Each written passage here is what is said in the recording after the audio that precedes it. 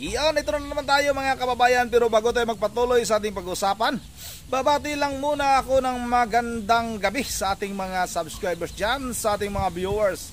Maraming salamat sa inyong suporta, shoutout sa inyong lahat. Yun ang tuloy na tayo kagad sa ating pag-usapan. Ito'y tungkol pa rin kay Epifanio Labrador, ang vlogger ang nagtapang-tapangan, ngunit ang katotohanan ay sobrang supot naman.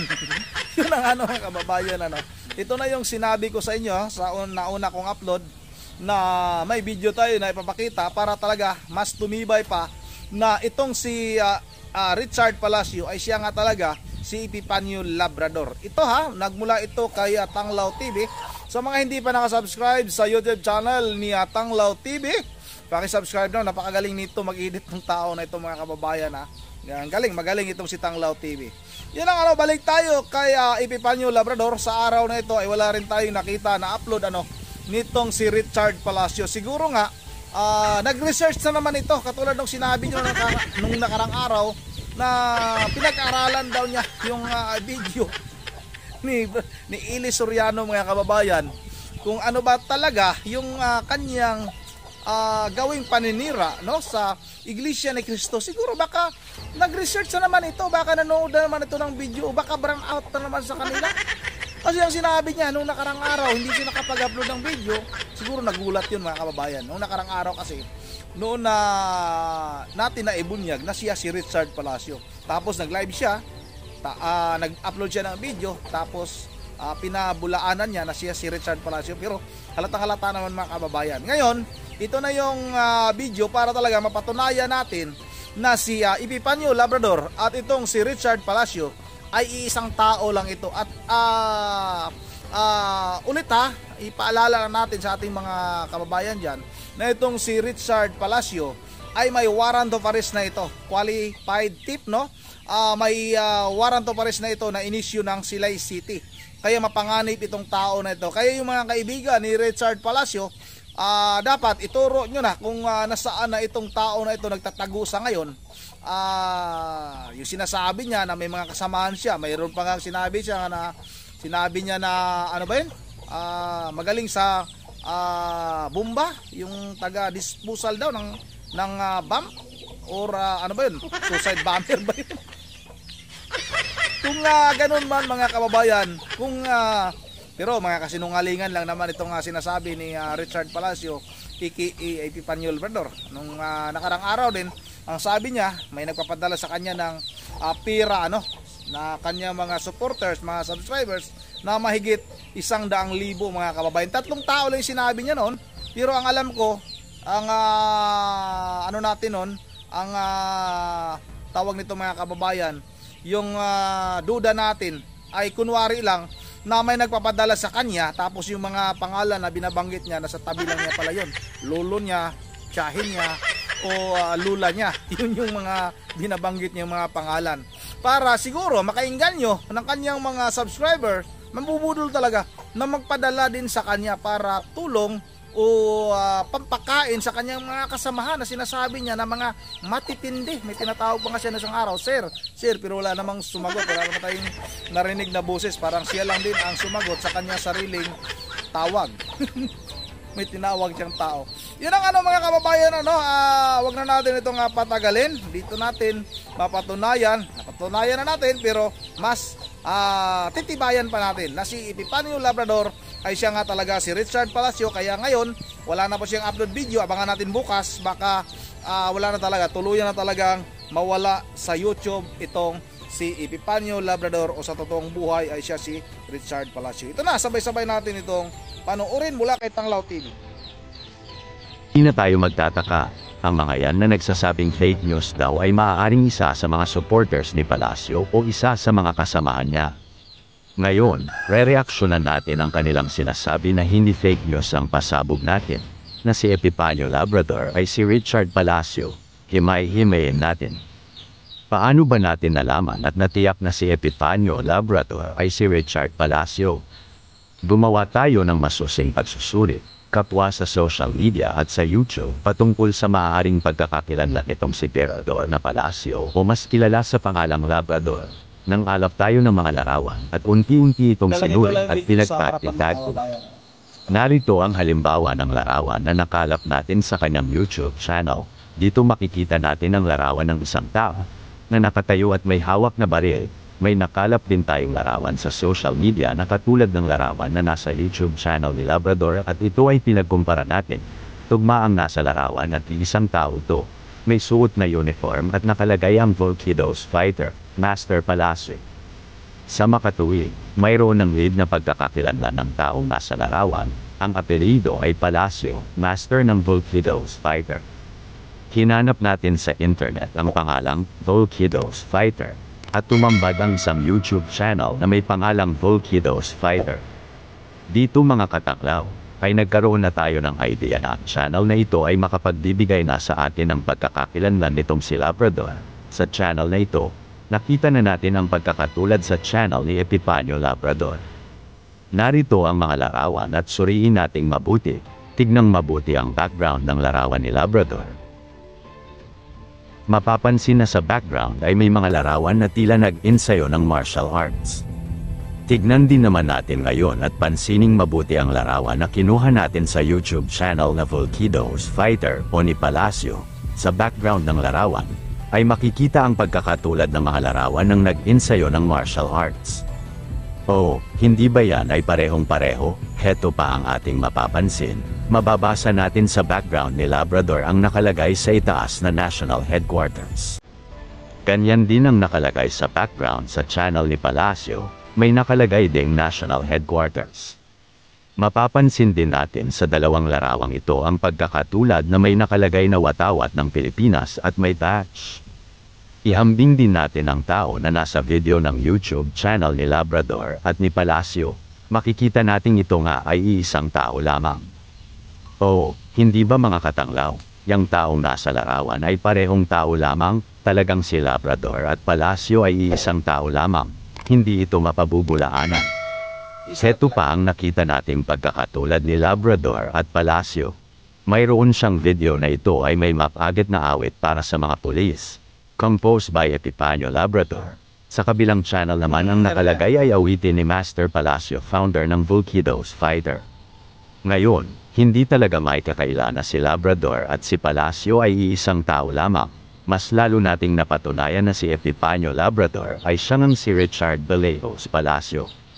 Paano naman natin nalaman at napatunayan na siya nga ay may kasong pagnanakaw at paano tayo nakasisiguro na hindi ito pagpaparatang lamang?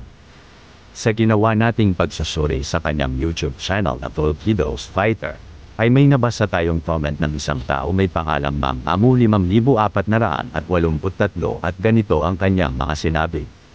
Master Palacio, founder ng Volkidos Fighter, nakaw pera estudyante, bigla nawala. Yup Katiri Ang, ikaw lang naman yan sa peke mong account. Kunwari estudyante na nagde-defend sa kanya, ibalik mong pera namin, baho ng kwarto mo. Dahil sa nabasa natin yan mga katanglaw, ay nagkaroon tayo ng conclusion na si Palacio ay may ginawang masama, nagnakaw ng pera. Kaya dahil dito ay gumawa tayo ng masusing pagsusuri. Nakakalap tayo ng impormasyon sa social media ang tungkol kay Labrador o kay Palacio. Sa larawan ay nakalagay, may pangalang Richard Vallejos Palacio, taga Silag, Negros Occidental. May kasong qualified theft, taong 2017 at 2018.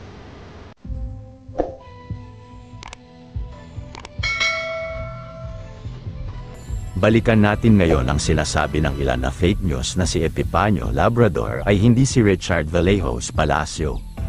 Malamang sa ngayon ay nakarating na sa kampo ni Labrador na nakakalat na sa social media at YouTube channel ang pagkakakilanlan sa kanya at kung anong uring tao siya. Sa aking palagay ay matatagalan bago siya makapag-upload ng video o baka hindi na mag-upload ng video dahil sa isinawalat at ipinasabog natin ito. Kung sakali man na makapag-upload pa siya ay hindi tayo titigil sa kakarikian sa mga birada niya hanggat hindi siya matigil sa kakatahol niya.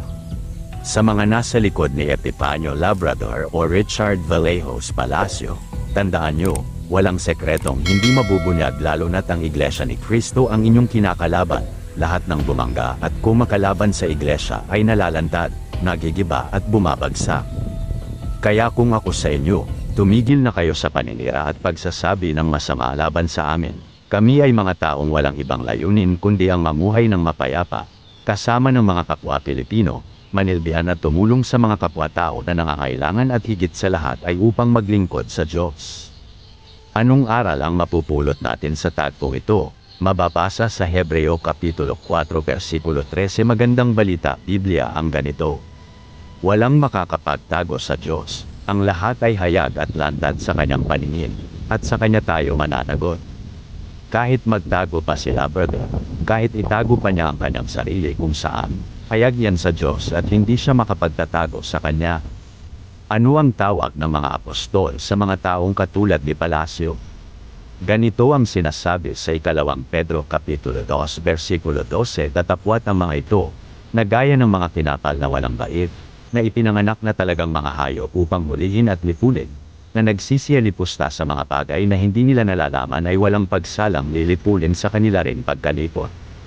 Ang tawag ng Biblia sa mga nagsisiyalipusta sa mga bagay na hindi nila nalalaman ay mga tinapal na walang bait, mga hayop at tiyak na malilipot. Ganito pa ang mangyayari sa mga mayayabang na katulad ni Palacio. Kawikaan Kapitulo 16 versikulo 18. Ang kayabangan ay humaantong sa kapahamakan, at ang nagmamataas ay ibabagsak. Yan ang ano mga kababayan, ano?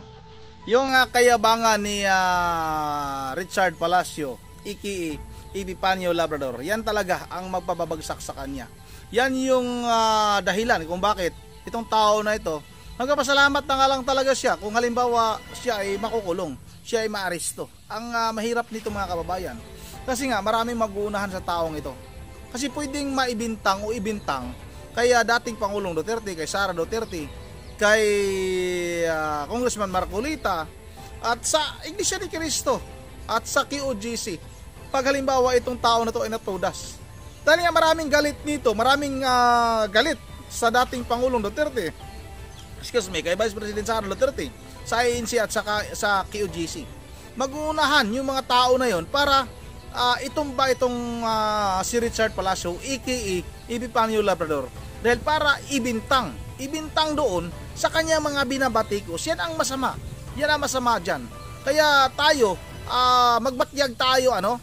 Kasi nga, alam naman natin itong mga kalaban na ito ay talagang napaka-demonyo ng mga yan. Hindi titigil yan hanggat hindi masisira itong si dating Pangulong Duterte at hindi babagsak itong si Vice President Sara Duterte, dahil nga takot talaga sila na maging presidente itong si Sara Duterte ngayon darating na 2028 presidential election, at ibabagsak nila itong mga nasa panig nitong si Vice President Sara Duterte, itong KGC at itong INC. Gusto nila pabagsakin ito para hihina yung pwersa ni Vice President Sara Duterte. Kaya itong si Epifanio Labrador, dapat sumuko ka na kung halimbawa talagang marami talaga naghahanap sa iyo. Marami talaga naghahanap sa iyo sa ngayon dahil nga sa ginawa mong paninira sa Iglesia ni Cristo, sa QOGC, talagang maraming maghabol sa iyo. Sigurado ako niyan. Yun ang sa ngayon nga wala itong upload video. Tinitingnan nga natin hanggang sa oras na ito ay wala po tayong nakikita. Anong oras na ngayon? Alas 5:08 na, pero mamaya pa natin ito ma-upload. Mamaya mga alas 7. Wala po talagang upload si Epifanio Labrador sa araw na ito. Siguro nga natakot na ito, bumahag na yung buntot, yung sinabi niya na hindi tatayo yung kanya kahit isang balahibo sa Iglesia ni Cristo. Baka lahat ng balahibo, pati buhok niya sa kanyang ulo ay nagsitayuan na. Baka nasiraan na ito ng bait mga kababayan. Yun na nga, dito na lang muna. Once again, ay bago pala tayo magtatapos, shout out ko lang si Ma'am Bergie, very religious ng Pulilan, Bulacan, si Ma'am Joyce at saka si Elisa Borby at saka si Ma'am Susan, si Benedict. Pasensya na sa mga subscribers natin. Hindi napanood ko pala si Lalabs Bam.